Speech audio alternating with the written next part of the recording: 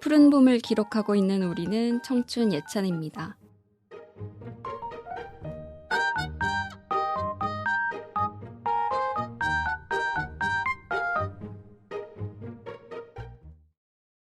새 신발, 새 옷, 새 집, 새 사람, 새 학기, 새 시작. 우리는 새로운 것을 맞이할 때 걱정과 기대를 한가득 안습니다. 무탈하게 진행될 수 있을까 염려하기도 하고 어떤 좋은 사람들을 만나게 될지 설레기도 하죠. 그러나 시작은 늘 끝과 맞물려 있기에 그 끝을 대비하는 마음도 필요합니다. 여러분도 새로운 인연을 시작할 때 언젠가 존재할 헤어짐 때문에 망설이거나 최선을 다해 마음 주기를 고민하신 적이 있으신가요? 이미 시작된 청춘피디아도 언젠가 끝을 맞이하겠지만 청춘이들과 함께라면 걱정보다 기대를 안으며 오늘 3월도 열심히 달립니다. 저는 오늘 MC를 맡은 치타고요. 오늘 저와 함께 해주실 패널 세 분을 소개하겠습니다. 자기소개 부탁드릴게요. 안녕하세요. 공강이 이틀이라 새학기가 설레는 얼지입니다. 와, 안녕하세요. 3월에 태어난 봄의 남자 기린입니다. 안녕하세요. 벚꽃 피기 전까지 싱그러움을 간직하고 싶은 청춘피디아의 새 식구 제비입니다.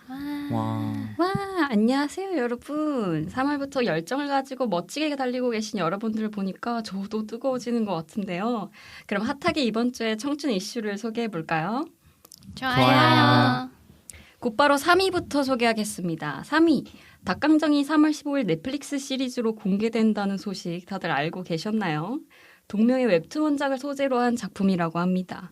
웹툰 닭강정은 의문의 기계에 들어갔다가 닭강정으로 변한 딸을 되돌리기 위한 아빠와 그녀를 짝사랑하는 인턴 사원의 이야기를 담고 있는데요. 위트 있는 대사와 독창적인 내용 전개로 호평을 받았습니다. 넷플릭스 시리즈 닭강정은 믿고 보는 출연진과 제작진이 화제입니다. 영화 극한직업과 드라마 멜로가 체질 등을 제작한 이병헌 감독이 대본과 연출을 맡았으며 류승룡, 안재홍, 김유정 배우가 연기한다고 합니다. 요즘 부쩍 웹툰이나 웹소설 원작의 드라마나 영화가 많아진 것 같은데요. 여러분들은 웹툰 원작의 드라마나 영화를 보신 적 있으신가요? 기린님 어떠세요? 네, 저는 웹툰 원작 드라마라고 하면 가장 먼저 이태원 클라스가 떠올라요. 방영 당시에 정말 화제가 되었던 그런 드라마였잖아요. 맞아요. 네, 저는 사실 웹툰을 아예 안 보거든요.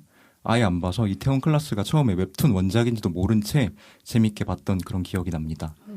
그리고 요즘에는 웹툰이나 웹소설 원작 드라마가 정말 많이 나오고 있고 또 엄청난 흥행을 하고 있잖아요. 네. 그래서 그 이유가 뭘까 하고 생각을 해봤는데 아무래도 기본적으로 인기가 많고 내용이 탄탄한 웹툰이 주로 드라마화되는 것 같더라고요. 이미 검증된 내용과 소재로 드라마를 만들기 때문에 당연히 믿고 볼 수 있는 드라마가 탄생하는 것 같아요. 반면 검증된 작품인 만큼 드라마로 각색하는 과정이나 연출에서 원작에 비해 좀 아쉬웠다는 그런 평가를 받을 수 있는 부분이 리스크로 작용할 수도 있을 것 같아요. 맞아요. 예를 들어서 웹툰은 아니지만 웹소설 재벌집 막내 아들 혹시 다들 보셨나요? 당연히 봤죠. 네. 전 못 봤어요. 아, 이게 그래요? 재벌집 막내 아들이 드라마화 되었을 때 결말이나 개연성과 같은 부분에서 많은 비판을 받은 것처럼 말이죠. 맞아요. 아무래도 용도삼이라고 다들 혹평을 하고 있더라고요. 네. 이태원 클라스 저도 재밌게 봤는데요. 주인공의 헤어스타일까지도 화제가 됐던 작품이잖아요. 저 박세로 이컷. 맞아요. 네. 박세로 이컷. 혹시 해본 적 있으신지? 저 해봤습니다. 와, 진짜요? 저 군대 갔다 와서 아. 머리 짧잖아요. 그때 이제 딱 해가지고 매직해가지고. 역시 유행에 민감한 3월의 남자. 좋아요. 다른 분들은 어떻게 생각하시나요? 얼진님 기억에 남는 작품 있으세요? 네, 저는 대부분 웹툰 원작 드라마를 재밌게 봤던 것 같습니다. 은밀하게 위대하게, 선배 그 립스틱 바르지 마요, 이두나, 어쩌다 발견한 하루 등이요. 원작인 웹툰에 기존 팬들을 끌어올 수 있다는 점이 가장 큰 장점이지만 반대로 원작과 다르게 각색한 부분이 조금 이상하면 기존 팬들에게 욕을 좀 많이 먹게 된다는 부분이 가장 큰 단점이라고 생각합니다. 저도 굉장히 공감이 많이 되는데요. 저는 여러 작품을 두루 챙겨보기보다는 꽂히는 작품을 깊게 보는 편인데요. 가장 좋아하는 웹툰 원작 영화는 주호민 작가님의 웹툰을 원작으로 한 신과 함께 죄와 벌 그리고 인과 연 시리즈입니다.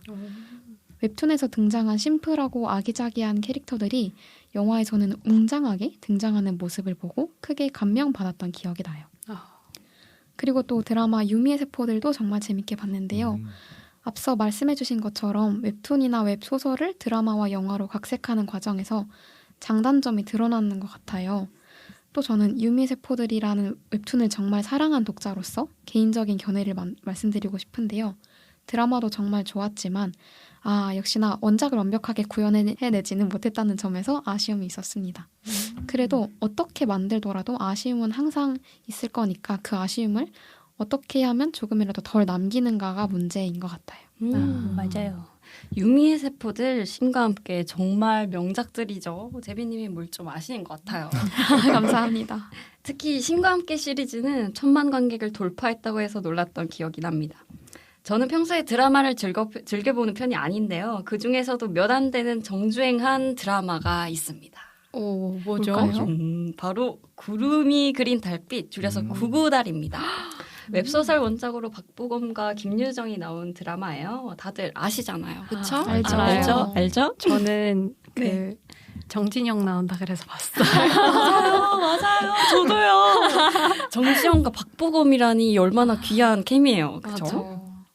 이 드라마가 엄청 흥행하면서 웹툰과 웹소설 기반 드라마의 첫 시작을 끊었다고도 볼 수 있는데요.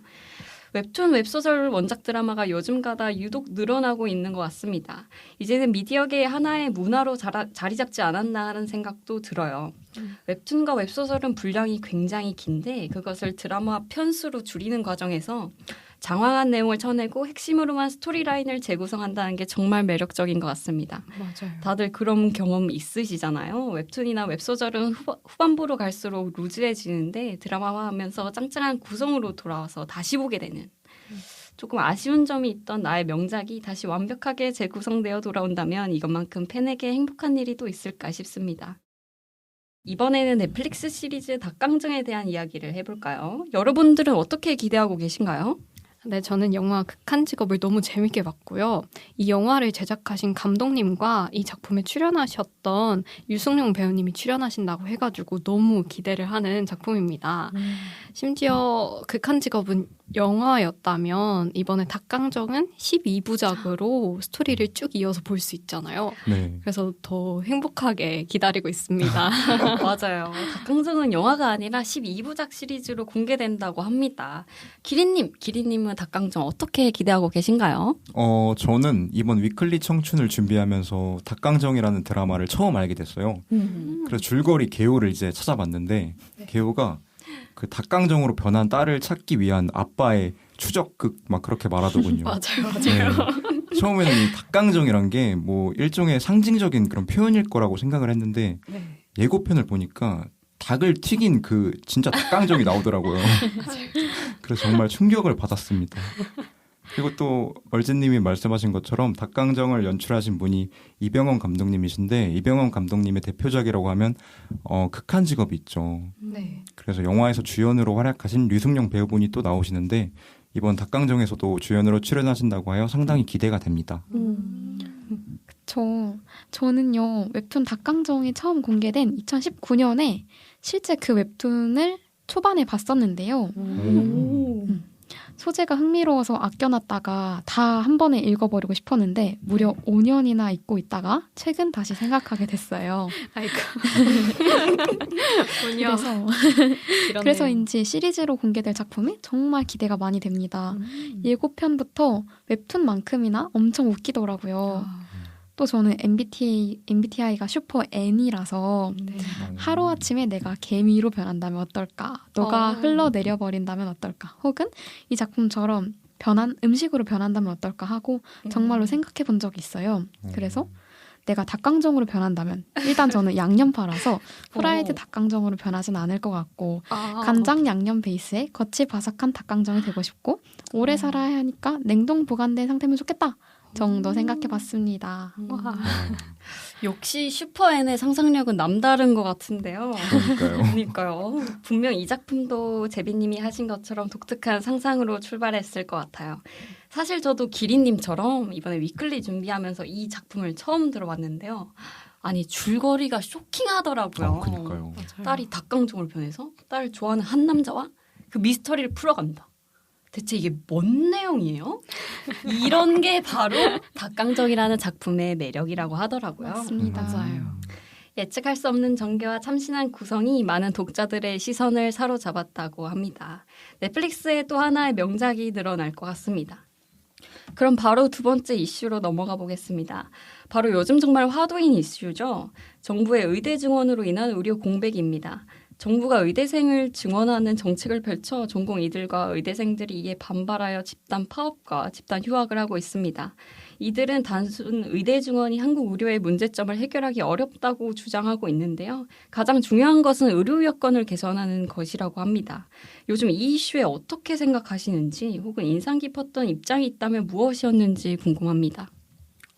참 요즘 정말 민감한 이슈죠. 의대 증원. 저는 사실 양측의 입장이 모두 이해는 갑니다. 그렇기 때문에 물론 의사분들이 의대 증원에 충분히 반대할 수 있다고도 생각을 해요. 하지만 최근에 의사들이 진료를 거부하여 암 수술이나 쌍둥이 출산과 같이 긴급한 수술이 취소되거나 연기되었다는 기사를 접했어요. 또 일부 병원에서는 응급실 입실이 지연되거나 거부되는 사례도 있다고 합니다.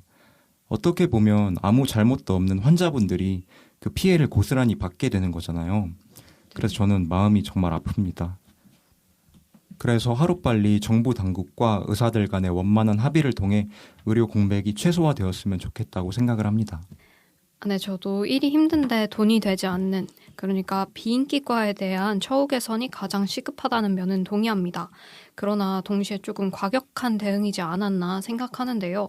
제가 평소에 약간 멀리서 생각하지 않고 가까운 제 일상 속에서 생각하는 걸 좀 좋아하는 편인데요.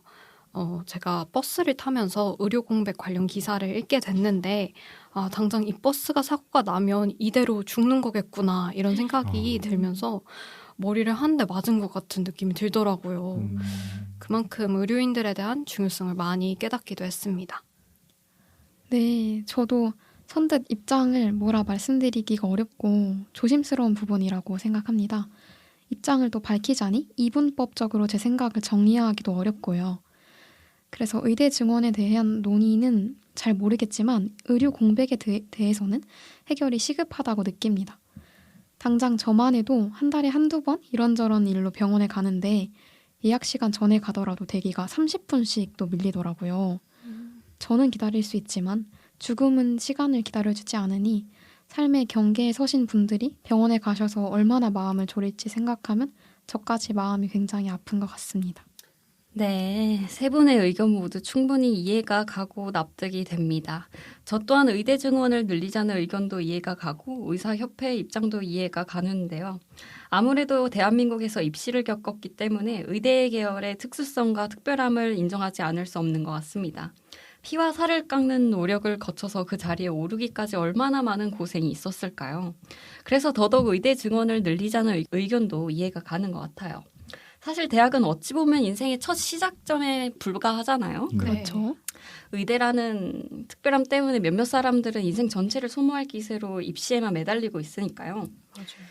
저는 제 간호사 친구 이야기를 말씀드리고 싶은데요. 며칠 전에 의사 파업이 일어나는데도 몇몇 의사들은 출근해서 최소한의 드레싱과 치료를 한다고 하더라고요. 그 과정에서 직업의식이라는 걸 엿보았던 것 같아요. 권리를 주장하는 과정 속에서도 그 직업의 근간이 되는 소명을 지킨다면 조금은 사회적 시선이 너그러워질 수 있지 않을까 하는 생각이 듭니다. 마지막으로 3월 둘째 주 청춘 이슈의 1위 순서를 공개하도록 하겠습니다. 1위는 바로 자완투수 류현진 선수의 하나 복귀 소식입니다. 와. 지난 21일 코리안 몬스터 류현진 선수가 12년 만에 홈팀인 하나 이글스로 복귀한다는 소식을 전했습니다. 계약 조건은 8년 170억인데 이는 KBO 리그 사상 최고 금액, 최장 기간이라고 하네요. 그러나 일각에서는 타 선수에 비해 연봉이 박하다는 평가도 제기됐습니다. 류현진 선수는 11년 동안 메이저리그 통산 78승 48패 1세이브 평균 자책점 3.27을 올린 그러니까 정말 말 그대로 괴물 같은 선수이기 때문인데요. 와. 하나는 기간 중 FA를 선언해 기존 계약을 파기할 수 있는 옵트아웃이 포함되어 있다고 밝혔습니다. 또한 셀러리캡 압박을 고려했을 때 이 계약 조건이 불가피하다고 추측할 수 있습니다.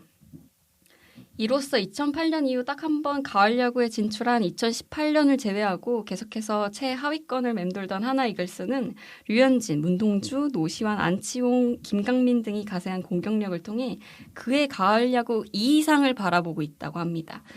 류현진 선수는 3월 23일 잠실구장에서 치를 LG 트윈스와의 개막 시리즈에서 선발 투수로 등판할 예정이고요. 이에 따라 4년 만에 개막전 승리를 가져올 수 있을지 관심이 주목되고 있습니다. 제 말이 너무 길었죠. 이쯤 마무리하고 여러분들의 의견이 듣고 싶은데요. 기린님, 응원하는 야구팀이나 선수가 있으신가요? 네, 있습니다. 저는 키움 히어로즈를 응원하고 있습니다. 제가 처음 히어로즈라는 팀을 알게 된 계기는 제가 초등학교 5학년이었을 때인데요. 그때가 2010년이에요. 와. 네, 나이를 많이 먹었죠. 어느새. 그때 이제 야구장에 처음 가서 알게 되었는데 저희 아버지가 야구를 되게 좋아하시는데 아버지가 기아 타이거즈를 좋아하시거든요. 네, 그래서 목동 야구장이 저 집에서 가까우니까 목동에서 이제 기아 경기가 있을 때마다 저 데리고 자주 보러 갔어요, 아버지랑. 저는 당시 야구를 잘 몰랐는데 아버지 따라서 기아 쪽에서 응원을 하면서 봤거든요. 근데 제가 갈 때마다 기아가 계속 지는 거예요. 진짜 한 5번? 그 정도 계속 지니까, 그때 어린 마음에 약간 이기는 팀을 좀 응원하고 싶잖아요. 그죠. 그래서 그때 당시에 키움이 아니라 넥센이었는데, 네. 넥센을 그때부터 약간 응원하게 되고 자연스럽게 지금의 키움도 좋아하게 된 것 같습니다. 그렇게 아버지의 팀을 등지고 네, 이제 계속 지니까. 우승팀을 맞습니다. 그리고 키움 히어로즈의 이정우 선수를 정말 좋아하는데 이정우 선수가 키움을 떠나서 메이저리그 샌프란시스코 자이언츠로 이적을 했잖아요. 그 좀 키움 팬으로서 좀 아쉽긴 한데 이정우 선수가 꿈의 무대인 메이저리그에서도 멋진 활약 해주셨으면 좋겠습니다. 우리 기린님 키움 팬이셨으면 제가 아까 조금 예민한 말씀을 드렸지 않나 싶은데요. 죄송해요. 괜찮습니다. 네, 그럼 다른 분들의 팬심도 궁금합니다. 재빈님, 혹시 야구 좋아하시나요? 저는요. 사실 운동하는 걸 굉장히 좋아하는데요. 하지만 스포츠 경기에는 문외한이어서 이번 방송을 준비하며 프로야구에 대해 처음으로 공부해봤어요. 주변 분들 중에 야구 팬분들이 워낙 많아서 뭐가 그렇게 시끌벅적 떠들만한가 했더니 다른 어느 프로 경기 중에서도 야구가 가장 시장 규모가 크더라고요. 한 경기에서 득점이 크지 않은 축구에 비해 야구는 홈런이 됐든 안타가 됐든 계속해서 변화가 생긴다는 점도 재미 요소라고 하셨어요. 저는 아직 심장이 잘 뛰는 것 같진 않지만 유산소 운동을 하면서 앞으로 종종 야구를 봐볼까 싶었습니다. 강제로 심장을 뛰게 만드시는데요. 어쩔 수 없죠. 맞습니다. 기회가 없으면 야구에 관심을 갖기가 좀 힘든 것 같아요. 네. 저도 기린님처럼 아버지께서 기아 팬이셔가지고 TV로 처음에 응원하면서 야구를 배우게 됐었어요. 그치만 저도 사실은 재빈님처럼 기본적인 야구 룰을 그때 잠깐 배웠어서 그 정도만 알고 깊게는 잘 몰라요. 그러면 얼지님도 유산소 운동하면서 야구 보는 건 어떠신가요? 저랑 같이 운동해요. 저는 숨쉬기 운동을 하고 있기 때문에 중요하죠. 멋진 운동이죠. 잘 살아계시네요. 네, 그렇습니다. 조금 논외로 야구에 대한 경험을 말씀드리고 싶은데요. 제가 최근에 가족들끼리 재미삼아서 인천 SSG 랜더스 필드에서 SSG하고 롯데 경기를 보러 간 적이 있습니다. 근데 약간 이것도 기린님 경험하고 조금 유사한데요. 제가 SSG 홈구장이긴 했는데 본 쪽이 롯데 편에서 봤었어요. 진짜요? 네. 약간 그게 좌석 예매를 좀 잘못해가지고. 실수로 하신 거예요? 그게 제가 한 건 아니라서. 그러실 수 있죠. 네. 그래서 롯데 측에 앉아서 이제 경기를 봤었는데요. 근데 오히려 롯데 측이 이겨가지고 네, 원래 약간 이기는 쪽에 앉으면 진짜 재밌는 거 같아요. 맞아요. 너무 재밌게 봤어요. 맞아요. 진짜. 그래서 얼지님 롯데 팬이 되셨나요? 노코멘트 하도록 비밀이라고 손가락을 올리셨네요. 그래서 퇴장할 때 막 그 이긴편 쪽 응원가를 막 부르시면서 맞아요. 퇴장을 맞아요. 하시더라고요. 그래서 그게 제 인상에 진짜 깊게 남았던 맞아요. 너무 재밌는 기억이었어요. 그래서 야구는 이기는 팀을 응원하라라는 말도 있거든요. 그렇죠, 그렇죠. 저기 아버지 팀에서 넥센으로 넘어간 3월의 남자처럼 3월의 남자가 되셨네요. 네, 야구 팬들이라면 너무나 다들 공감하는 일화였을 것 같습니다. 저는 LG 트윈스 팀을 응원하는데요. 아. 제 첫 직관도 아빠를 따라 야구장에 간 경험이었어요. 집이 홈구장과 가까워가지고. 아. 근데 혹시 홈구장에서 보면 선수 입장할 때마다 어벤져스 소개하는 것 마냥 이펙트가 엄청 화려한 거 아시나요? 맞아요, 맞아요. 근데 그게 너무 멋있어서 제가 그 첫 선수 입장에서부터 야구에 푹 빠지게 되었던 기억이 있네요. 또 경기가 끝난 뒤에 관중들이 무반주로 무적 LG라는 노래를 부를 때의 소름은 정말 잊을 수가 없어요. 코로나 시기가 오면서부터는 경기장에 가지 못했는데 이렇게 야구 얘기를 나누니 오랜만에 경기를 보러 가고 싶네요. 아까 말했던 것처럼 류현진 선수의 연봉에는 셀러리캡 제도가 짙게 얽혀 있습니다. 혹시 여러분들 셀러리캡 제도에 대해서는 어떻게 생각하시나요? 야구 문외한이라고 하셨던 제비님, 셀러리캡 제도는 아실까요? 저를 너무 무시하시는 거 아닌가요? 하지만 모릅니다. 그래서 이번에 공부하면서 알게 됐어요. 이 셀러리 캡이라는 게 선수들의 몸값을 제한하기 위해 만들어진 팀 연봉 총액 상한 제도라고요. 그 안에는 선수들에게 높은 몸값을 부를 수 있는 빅 마켓과 그렇지 않은 스몰 마켓의 편차를 줄이고자 하는 목적이 있다고 해요.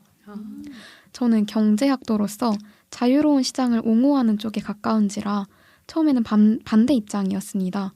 그러나 야구 경기가 좀 재밌으려면 거대 자본가들이 훌륭한 선수들을 다 쓸어가서 경기한다? 그것도 나름의 재미는 있겠지만 스포츠 정신에 반하는 부분도 있을 것 같더라고요. 네, 맞는 것 같아요. 저도 셀러리 캡 제도의 취지는 좀 좋지만 오히려 잘하는 선수가 유출되거나 그 선수의 사기를 조금 저하할 수 있다는 측면에서 조금 아쉬울 수 있다고 생각합니다. 네.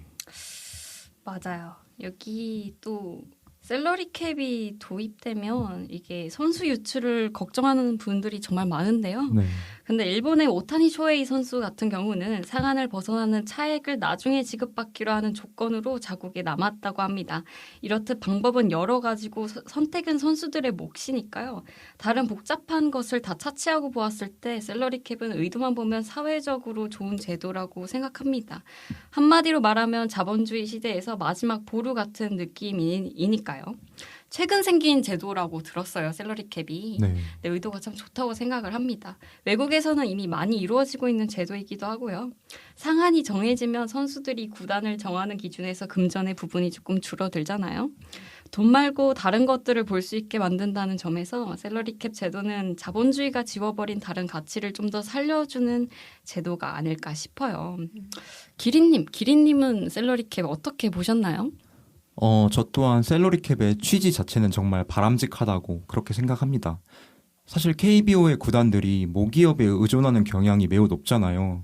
그렇기 때문에 지출을 줄이고 근본적인 수익 구조를 개선한다는 데 있어 상당한 의의가 있다고 생각합니다. 하지만 작년에 처음으로 도입된 한국 프로야구의 셀러리캡에 대해서는 비판적인 목소리가 대다수입니다. 상위 40인 연봉 평균액의 120%라는 수치가 너무 적다는 의견도 있고 미국처럼 구단 수가 많지도 않고 땅덩어리가 넓은 것도 아닌데 굳이 제한을 했어야 하나 그런 의견도 있고요. 하지만 저는 한국 프로야구가 모기업에 너무 과하게 의존하는 현재 상황을 개선하기 위해서는 셀러리캡 제도가 필요하다고 생각합니다. 작년에 처음으로 도입하고 시행한 만큼 시행착오를 겪는 중이지만 적절한 개선이 이루어져 모든 구단과 팬분들이 만족하고 납득할 수 있도록 발전하면 좋겠다는 바람입니다. 네. 이런 셀러리캡 제도가 나아가서 야구 사회, 야구 경기 문화권에 있어서 좋은 영향을 끼친다면 참 좋을 것 같습니다. 네. 오늘 정말 다양한 의견이 나왔는데요. 시간 가는 줄 모르게 녹음이 진행된 것 같아요. 이렇게 오늘은 3월 둘째 주에 핫한 청춘 이슈로 넷플릭스 시리즈 닭강정 공개, 의대 증원으로 인한 의료 공백, 류현진 선수의 하나 복귀라는 세 가지 소식으로 함께 했습니다. 다들 정말 즐거우셨죠? 네, 그럼요. 끝나기 아쉬워요. 2023년 기적적인 2점 홈런과 또 한 번의 역전 홈런으로 29년 만에 우승하여 팬들의 염원을 이루어낸 LG 트윈스. 2024년 류현진과 함께 새로운 역사를 써내려갈 준비가 된 하나 이글스. 그리고 오늘 청춘 PD와 함께 설레는 봄볕 앞에서 행복할 준비가 된 청춘이들. 청춘의 한 자락을 걸어가고 있는 여러분의 모든 오늘을 응원합니다. 주간에 톡톡 튀는 이슈 업데이트, 한층 더 라이트해진 청춘들의 이슈 주간지 위클리 청춘은 여기서 마치겠고요. 지금까지 MC 치타, 얼지 기린 제비였습니다. 안녕. 안녕.